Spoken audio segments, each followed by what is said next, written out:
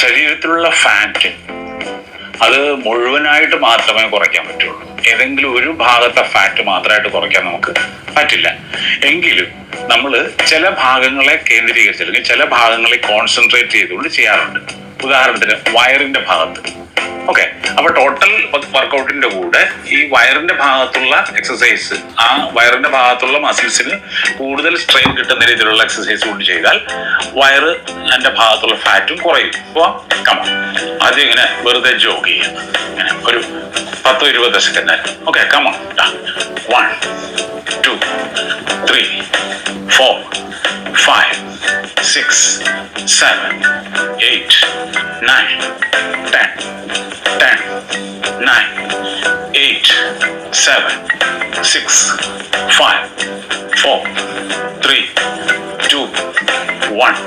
Okay, അടുത്തത് ഈ കൈ ഇങ്ങനെ പിടിക്കുക, ഈ കാലിങ്ങനെ പൊക്കുക. കണ്ടോ? അപ്പോൾ വയറിനെയാണ് നമ്മൾ കോൺസെൻട്രേറ്റ് ചെയ്യുന്നത്. ഇങ്ങനെ ചെയ്യും. Okay, come on. 1 2 3 4 5 6 7 8 9 10 10 9 8 7 6 5. അടുത്തത് ചെയ്യേണ്ടത് ഇങ്ങനെയാണ്.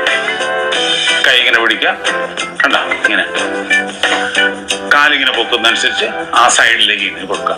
ഓക്കെ, 1 2 3 4 5 6 7 8 9 10 10 9 8 7 6 5. ഇങ്ങനെ ഈ കാലിങ്ങനെ പോകുമ്പോ ഇങ്ങനെ ഇങ്ങനെ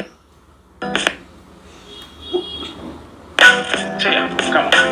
1 2 3 4 5 6 7 8 9 10 10 9 8 7 6 5. നന്നായി ചെയ്യുക.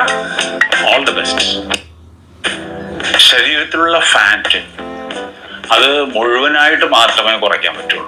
ഏതെങ്കിലും ഒരു ഭാഗത്തെ ഫാറ്റ് മാത്രമായിട്ട് കുറയ്ക്കാൻ നമുക്ക് പറ്റില്ല. എങ്കിലും നമ്മൾ ചില ഭാഗങ്ങളെ കേന്ദ്രീകരിച്ച് അല്ലെങ്കിൽ ചില ഭാഗങ്ങളെ കോൺസെൻട്രേറ്റ് ചെയ്തുകൊണ്ട് ചെയ്യാറുണ്ട്. ഉദാഹരണത്തിന് വയറിന്റെ ഭാഗത്ത്. ഓക്കെ,